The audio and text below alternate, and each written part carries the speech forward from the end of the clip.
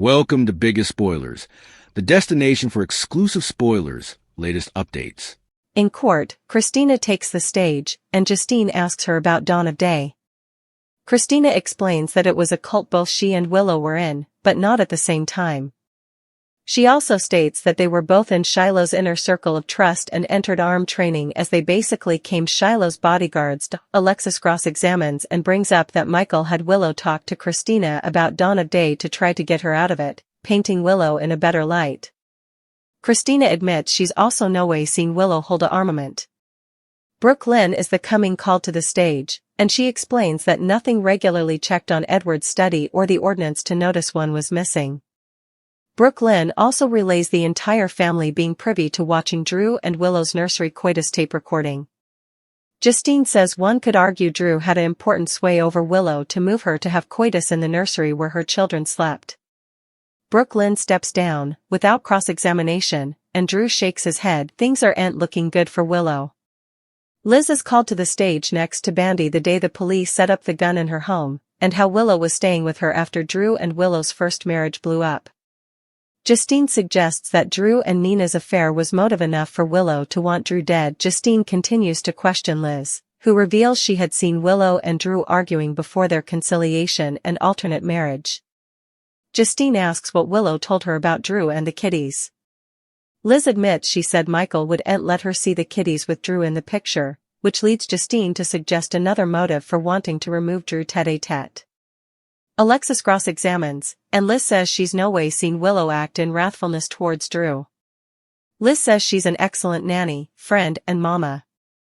The judge decides to call a recess. Willow defenses herself to splash water on her face, and Drew warns Alexis that she's blowing this and is on track no way to see Scout again.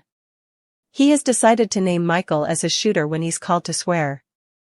The counsel warns him that he'll only make Willow look shamed, and that she wouldn't lose her license again because he prevaricated on the stage. Drew tells her that she had her chance, now it's his turn. During recesses, Chase and Dante bandy the missing videotape, and Dante believes it was designedly tampered with.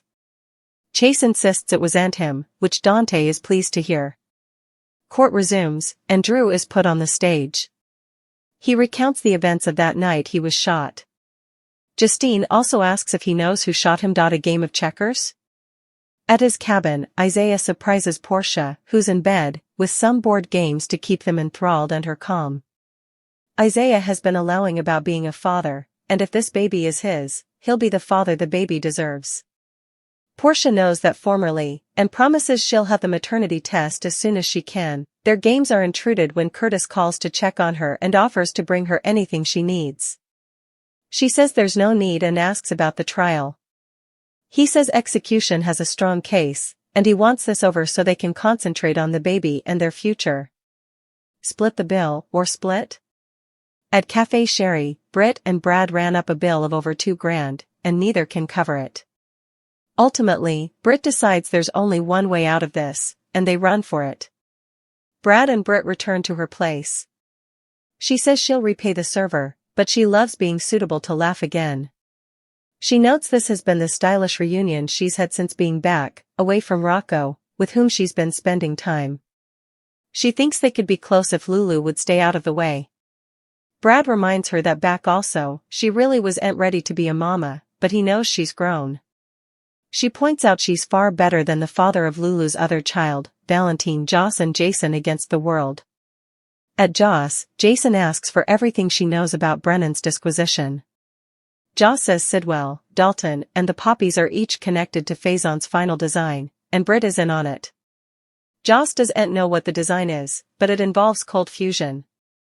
She goes on to explain that Dalton was feeding Britt data at the 5 poppies, and when she came back, Britt continued working with Dalton, who's now missing. When she mentions Lucas living on Ladle Island, she notices Jason is allowing about commodity. He admits he ran into Britt on the pier their first night back, and she could have been headed there. Still, he believes she's also hopeless to get her drug, which may be why she's still involved in this mess. How long has Jack played Carly? At Carly's, Valentine tells her that he bets Jack still has the FBI's substantiation against her and is staying for the time to use it, noting she's connected to numerous important men, similar as Sunny and Jason. She can't believe he'd do that, given all the good effects he's done for her over the once time. Valentine asks, "Are you saying the good effects he's done outweigh what he did to your son?" Valentine says Jack is a fabricator, he always has been. And while he believes Jack has passions for her, their relationship was erected on a taradiddle. When they started their relationship, she was just an asset to Jack. He also says their agreement is finished. Lulu stands up to Jack. At Lulu's, she defends Nathan to Jack, stating that Faison shot him and took 7 times of his life down from him, his woman and child. Nathan says he'd no way stay down from his family willingly, but Jack says, with Faison, anything is possible. Lulu tells Jack that this is her house and he has no governance then. He warns her that she's making a mistake, and the longer Valentine is free, the worse it's for everyone, Charlotte included. Brennan storms out and runs into Nina. He hopes she's then to recognize her part of their deal. She's apprehensive of their agreement and appreciates what he's done for her. Jack takes off, and Nina knocks on the door. Lulu invites her in, and she's surprised to see her family then. Nina wanted to take Charlotte out for a bite, knowing she's going stir-crazy. Charlotte runs down the way and begs her mama to let her go out. Lulu agrees after Nathan offers to put a tail on them. After Nina and Charlotte depart, Nathan again tells Lulu not to worry, but Lulu fears that if Charlotte eavesdropped what Jack said, she'll want to be with her father indeed more. Across city, Nina and Charlotte go to Café Sherry, and they talk about her father. Charlotte confesses her pater has gotten in touch with her. In the show's final moments. At her place, Lulu tells Nathan how horrible it was hearkening to Jack charge him of faking losing 7 times. She knows how it feels to have the world move on without you, and sorely, Maxie will too. Nathan says they'll help Maxie acclimate together. At the cafe, Nina tells Charlotte not to say anything additional to her, as important men are looking for her father. She loves her, but she can't trust anyone with this information, not indeed her. At Carly's, Valentine says he can't work with her if she has dubieties about Jack. Carly says knowing Jack was playing her this entire time makes her hate him indeed more. She makes it clear that she's no way been more married to taking Jack down than she's right now. At Joss, she offers to work with Jason on stopping Brennan and Sidwell, and wouldn't take no for an answer, as this now involves her mama, Lucas, and Vaughn. He wouldn't argue with her but asks her to be careful. She's certain she can get him the information he needs, and thinks this wouldn't be the last time they work together. At Bobby's, there's a knock at Britt's door, and it's Chase. He's glad to find Brad there, and he places them both under arrest. At the cabin, Isaiah knows this situation is complicated, but it has the implicit to be amazing. Portia agrees, and thanks to him, she believes effects will be okay for the first time in a long time. On the stage, Drew says he doesn't know who shot him. Justine rests her case, and Alexis has no questions. The judge calls a recess until hereafter for the defense to present their case. Alexis tells Drew that he made the right decision. He again reminds her what's at stake, and she doesn't turn this around, also he just might flash back who shot him. General Hospital puts Carly Corinthos Spencer playing Jack Brennan by intimately working with Valentine Cassadine to destroy Jack. But is the WSB chief actually playing Carly? He's running his own devious scheme. And he has been for a while. It's Belinda from Soap Dirt, and we're going to talk about how Jack might be using Carly to get to Jason Morgan. That might be the thing of this long con that I suppose he's handling on her. Before we dig into it, please hit that subscribe if you're not formerly following us. Jack Brennan's deceptive reclamation of Jocelyn into the WSB on General Hospital each right. So, right now we've got Carly in cahoots with Valentine to put Jack behind bars and just destroy him because she's hopeless to get Jocelyn Jacks out of the WSB. And Carly's worried because Jack signed Jocelyn into the WSB behind her reverse. Of course, that was itself kind of a long con because Jack had set up Jocelyn to stalk and take down Cyrus Renault. He was feeding her little information about Dex Heller and also about Cyrus. And when Jack put Jocelyn in Cyrus' path, he absolutely put Jocelyn's life in peril multiple times. Jack was experimenting, He was testing Jocelyn to see if she'd kill Cyrus. And she didn't fail. But she could have been killed herself, and he didn't feel to watch. This was Jocelyn's vengeance, of course, because Cyrus killed her swain, Dex. And it was Jack testing to see if Jocelyn could be a ruthless and sanguine WSB agent. So, all this time, Jack's been lying to Carly's face.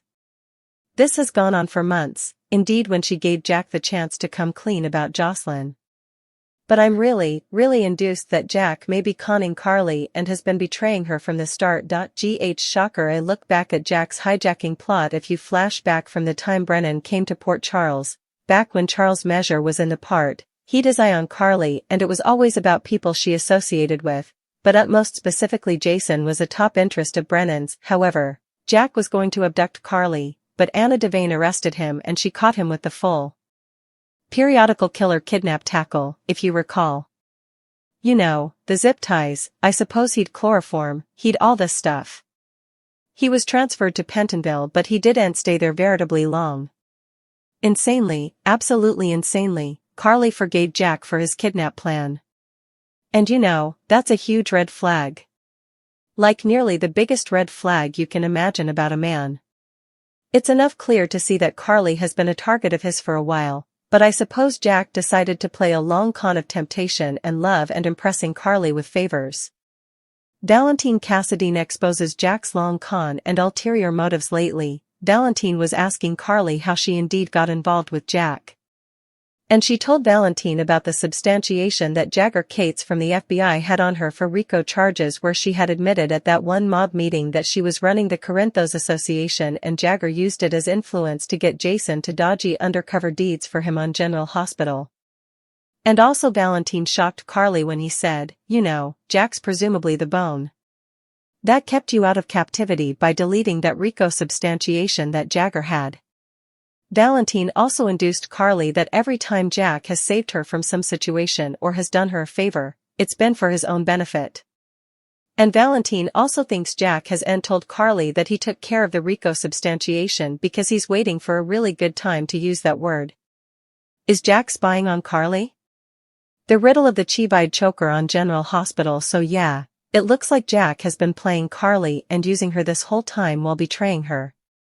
And lying to her face and pretending to be her idol. And I suppose his long con target might be Jason because we know Jack is hopeless to put him to work for the WSB doing Black Ops assassinations. Who knows what? Principally, Brennan wants Jason to do for the WSB, the same kind of stuff that Jagger had Jason doing for the FBI. I'm also wondering, just this crossed my mind, if that choker that Jack gave Carly is Chivide or there's some unrighteous reason for it.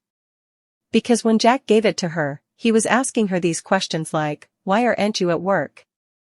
Where have you been? And it's a really small little choker. It looks nearly like a diamond pendant, but it could have a microphone in it. Some kind of mini high-tech microphone or indeed a GPS tracking chip. Flashback. Valentine was looking at the choker as well. I don't suppose it's big enough for a camera, but when I saw him give her this, it touched off this memory. Carly's history with Franco on General Hospital. Flashback when Franco gave Carly that unattractive evil eye choker and it had the retired camera inside? If you recall, Franco was using the unattractive eyeball cam to asset on Carly. Set up out she was cheating on him with Sonny Corinthos. And also that's how Franco set up out Sonny killed AJ Quartermain and that Carly was covering for him. And also on Franco and Carly's marriage day, Franco played the videotape of them agitating AJ's payoff, which frightened Michael Corinthos, who was at the marriage. That was Franco's big vengeance for Carly's infidelity. So Jack giving Carly this choker out of the blue just got my bus turning because of the trick Franco pulled. And we know GH loves to repeat plots. The ultimate betrayal using Carly to blackmail Jason Morgan on GH, and that also had me wondering exactly what Jack's up to where Carly's concerned, because I don't suppose it's true love. I don't suppose he's after a happily ever later. And there's just so numerous red flags. Jack went from conniving her hijacking to sliding into her waists, retaining her son Jocelyn into the WSB. And Carly's always running to Jack with her secrets and her problems. And he's always happy to break them and doesn't ask for anything in return. I tend to suppose perhaps he structures some kind of dossier of information that he can use against Carly in this long con I suspect he's handling. I feel like Jack is a spider and he's been spinning this sticky web and Carly doesn't indeed realize how well that he has ensnared her. The good thing is she's eventually suspicious of Jack in general, but I don't suppose Carly's suspicious enough. She's so focused on getting Jocelyn out of the WSB and the falsehoods he told that I don't suppose she's seeing that Jack has a bigger picture wind-up. And I don't suppose it's to run down with Carly and, be hubby and woman. And love each other ever. Jack is principally, I suppose, working a sinkhole scheme on Carly with himself as the trap. General Hospital. Jack determined to recruit Jason. If you recall, Jack tried to retain Jason into the WSB further than formerly. He tried to get Anna to help him, I believe.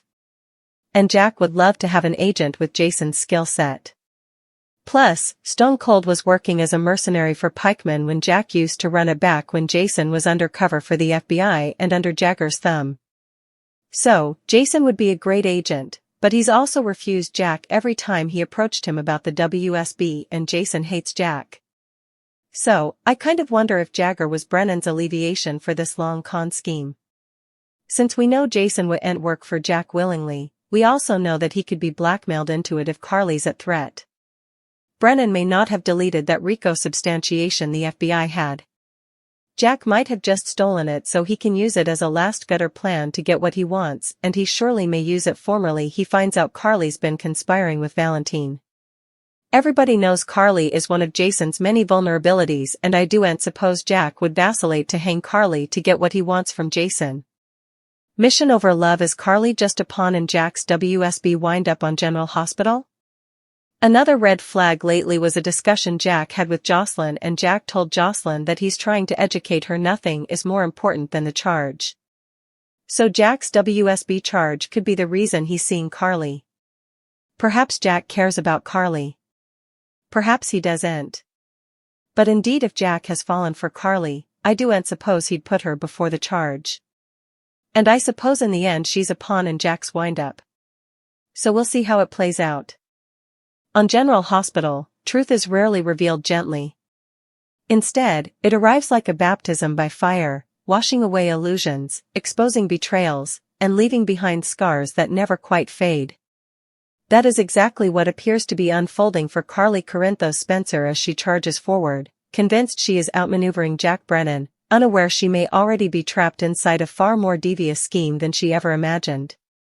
What Carly believes is a calculated counterstrike, secretly teaming up with Valentine Cassadine to destroy Jack Brennan and rip her daughter Jocelyn out of the WSB, may in fact be the final stage of a long con that Jack has been running on her from the very beginning. And if that's true, then Carly isn't the hunter in this game. She's the bait. The illusion of control. Carly thinks she's playing Jack.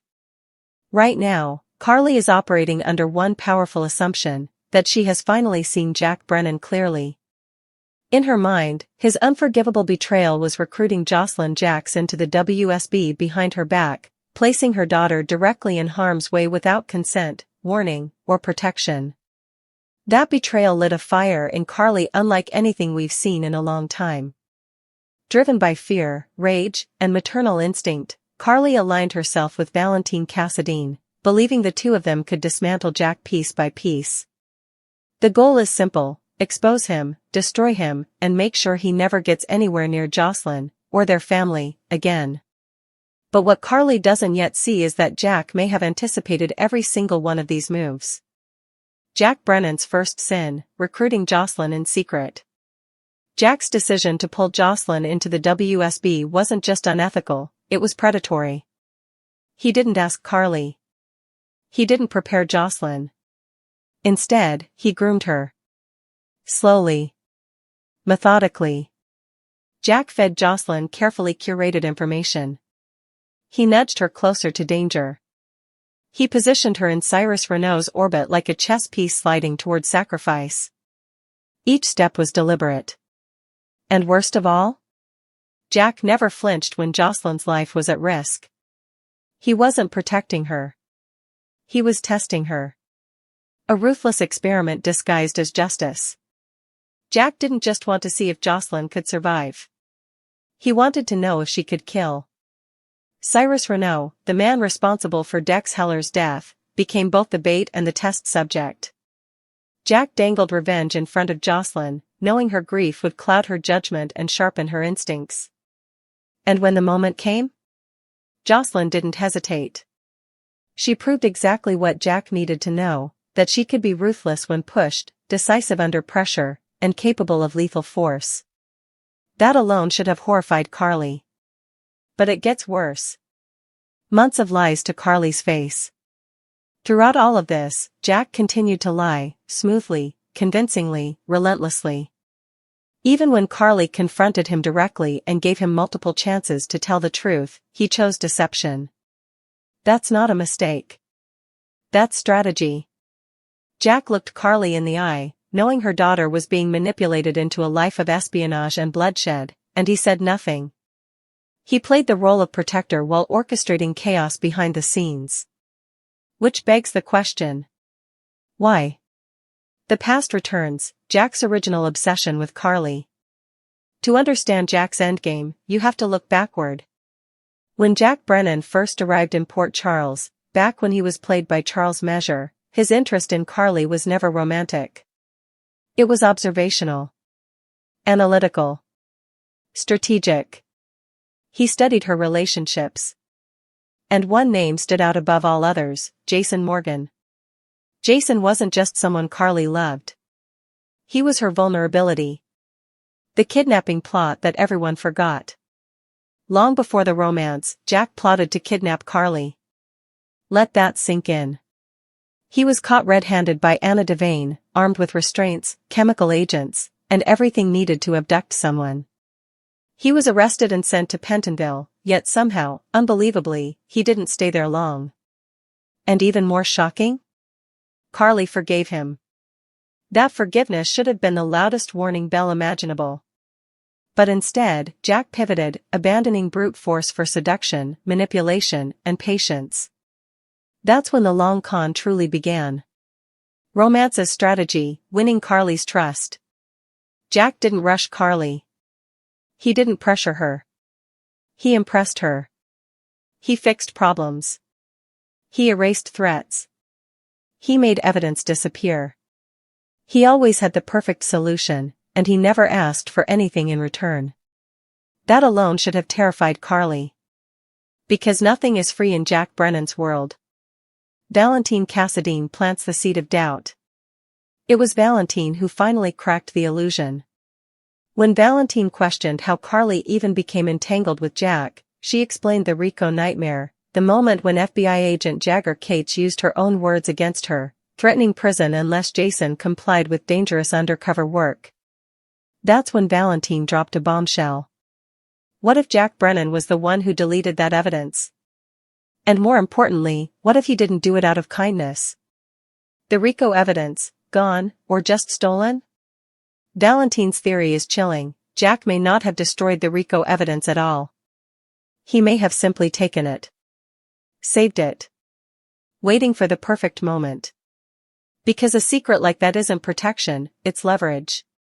And leverage over Carly is leverage over Jason. Is Carly being spied on? That suspicion deepened when Jack gifted Carly a delicate necklace. Small.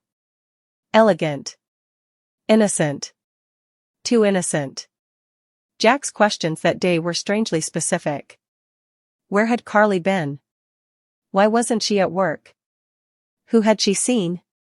And suddenly, the past echoed loudly. Franco Baldwin's necklace, a haunting parallel.